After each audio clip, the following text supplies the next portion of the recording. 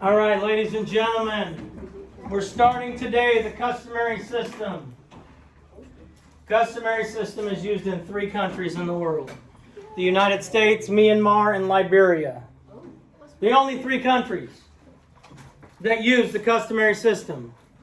The rest of the world's smarter than that and uses the metric system. Metric system is much easier to convert in because it's multiplying and dividing by powers of 10. Which, if you did the Khan Academy, that's what you learned. Well, reviewed, because I've taught you multiplying and dividing by powers of 10 before. I have it. These are the units you're going to need to know.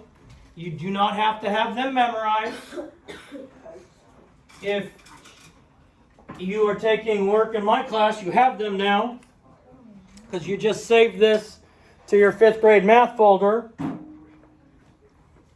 They're also in your math journal that you should make a copy of and put in your 5th grade math folder.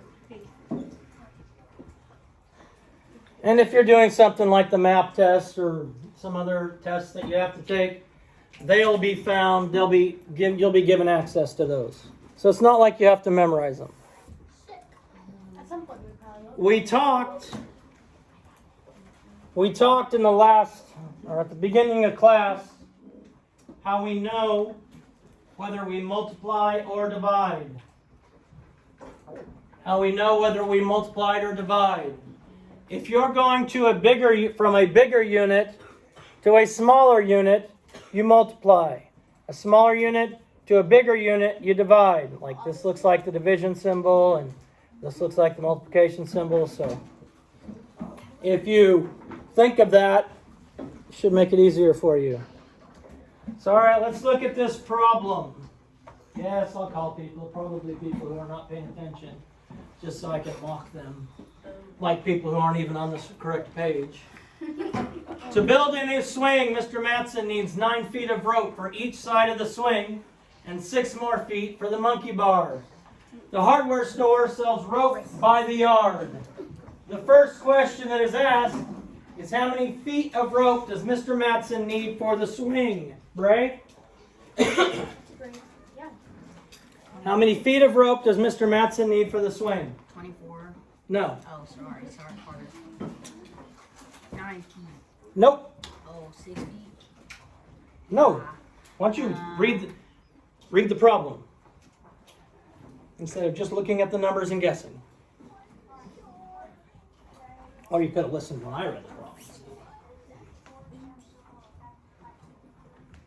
Mr. Matson needs 9 feet of rope for each side of the swing. How much rope does he need for the swing? How many sides does a swing have, Bray? 2 sides. 2 sides. Each side needs 9 feet. That's a total of how many feet, Bray? 18. Mr. Matson needs 18 feet for the swing. Mr. Matson needs 18 feet for the swing. You typing this in, buddy? I'm saying it and I'm pointing at it because that's what I want done.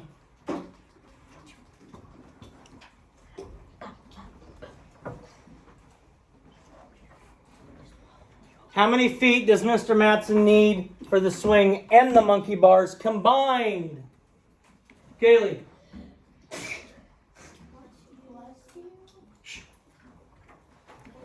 24 total. So 18 feet for the swing, 24 total feet for the swing and the monkey bars combined. Mr. Matson needs to find how many yards of rope he needs to buy. He will need to convert 24 feet to yards. So you're trying to find out how many groups of 3 feet are in 24 yards.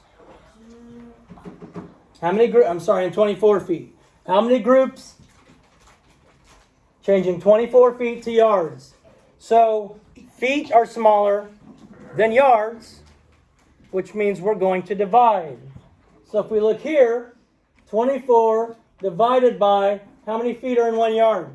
3. 3 equals, do the math. 24 divided by 3 equals, do the math. You just blurred it out. That's so That's right.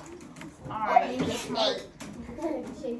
So how many, Mason, how many total yards does he have to buy? 8 total yards. Needs to buy 8 yards of rope for the swing and the monkey bars combined. Now this will be an easy question for you to come back and answer later because we talked about it and it was on the previous slide. All right, this one. I did this slide with my first class and posted it on today's Google Classroom. So I'm not going to go over this slide Oh, I'm about to go watch it then. because it's already been done once today. And if you can't figure it out on your own or you want to check it, it's on the Google Classroom. I did this and this slide in my second class. So I'm not going to go over these two in my second class. All you really have to do is write down the equation here. You don't have to write down the strip diagram. Actually, they give you the strip diagram right there. And you just have to fill that out right there. So you can do that or watch the video. We will go ahead and do this question. However, when it's your time, then yes, you can. Now it's my time. Now it's my time. Okay, it's your time. Hector's school is having a model rocket competition. To qualify, each rocket must weigh 4 pounds or less. Hector's unpainted rocket weighs 62 ounces. What is the weight of the most paint he can use for his model rocket to qualify for entry? Okay? So first, we need to know how many ounces are in 1 pound. If we go back here, we look at units of weight. There are 16 ounces in 1 pound. 16 ounces in 1 pound.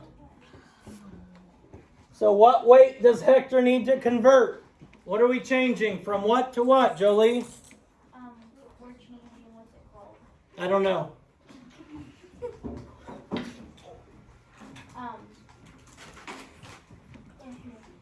changing pounds. Good, we're changing ounces to pounds. We're changing ounces to pounds. We know, or you know what, Jolie? You could change pounds to ounces if you wanted to. Because our answer is, how much paint can he use? So if you know how many ounces 4 pounds is, or if you know how many pounds 62 ounces is, so either way, you could do this. After Hector converts the weight, what does he need to do next, Noah? Once he converts the weight, he has to divide 60. Yes, he has to divide 62 by 3. We've already done that if we've converted the weight. What is the weight of the most paint he can use for his model rocket to qualify for entry?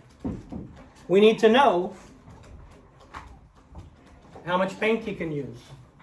The answer is not just 62 ounces equals this much. No, it's not.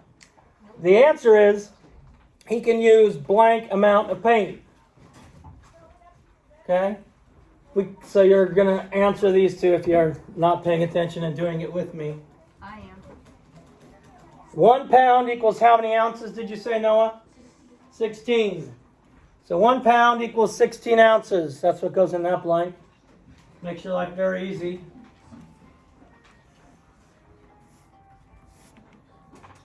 Oh, sorry. If 1 pound equals 16 ounces, let's just say, for fun, we're going from pounds to ounces, because I'd rather multiply. If I'm going from 4 pounds to find out how many ounces it is, I would take 4 pounds times what? How many ounces in a pound? 16. So my equation I'd write here is 4 times 16. 4 times 16 And Caden, what is 4 times 16?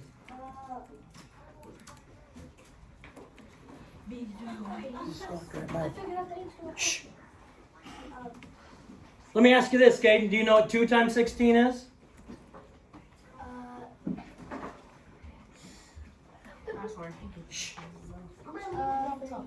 32. So what would 4 times 16 be? 32 plus 32 is 64. So 4 pounds equals 64 ounces. 4 pounds equals 64 ounces. So to go back and look at the question that we are required to answer, Jeremy, what is the weight of the most paint he can use for his model rocket to qualify for entry? No. Oh, for the love of Pete. Kaylee? No, for the love of Pete. Oh my gosh, y'all are killing me. 30. Elsa? 3. 4 pounds equals how many ounces? 64. 64. His plane model rocket can only weigh 64 ounces. How much does it weigh right now, Mason? 62 ounces. So how many ounces can he use of paint? 2 ounces. Y'all just throwing out random numbers without reading the question and thinking. He can only use a total of 64 ounces. That's a bummer. His rocket weighs 62 ounces. So the actual answer to the question was 2 ounces. Was the math hard? No, you had to subtract 64 minus 62. Oh my gosh, it's so difficult. Oh, yeah. You got to answer the question that's being asked. I told you all that at the beginning of the year, that that's going to be one of the things that causes us to miss problems. All right.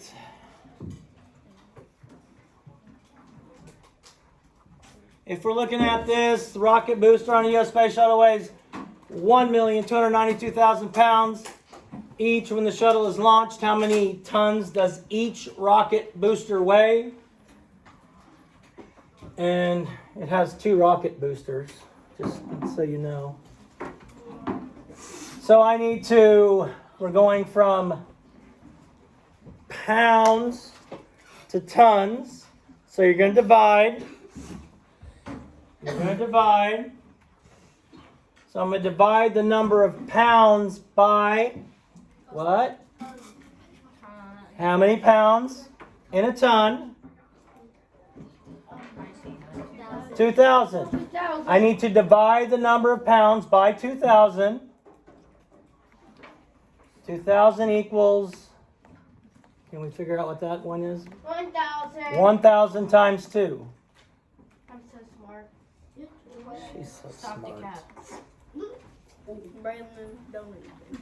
Divide 1,292 million, or 1,292,000 by the first factor, then divide the quotient by the second factor. So we're going to have to divide it by 2,000, or by 1,000, and then divide it by 2, because there are 2 rockets. Because 1,000 times 2 equals 2. And if you did the Khan Academy, you'd know dividing by 1,000 just means moving your decimal point to the left 3 times. Easy peasy, raw chicken squeezy. Absolutely not. Nasty. What is the answer, Noah? 1,292. Okay, 1,292 1,000. for each rocket. So if one rocket weighs 1,292, so each rocket booster weighs 1,292 tons when launched. You don't have to answer this, but since there's 2 rockets, it'd be 1,292 times 2 would tell you how much the 2 rockets would eat. Now the reason they broke it down and made it 1,000, because they knew Mr. McMurdo just taught you how to divide by 1,000 or powers of 10 and multiply by powers of 10. So it's a lot easier to do that. It's a lot easier to do that. So 1,000 divided by 292 Moving the decimal point over. Decimal point. Yes. The decimal point's always after the ones place. The decimal point's always after the ones place. You have learned that. Shh. Boom. Chocolate, peace out. God bless. Love you. Do something kind today. Save the bees. Please subscribe. Go Wrexham. Please subscribe.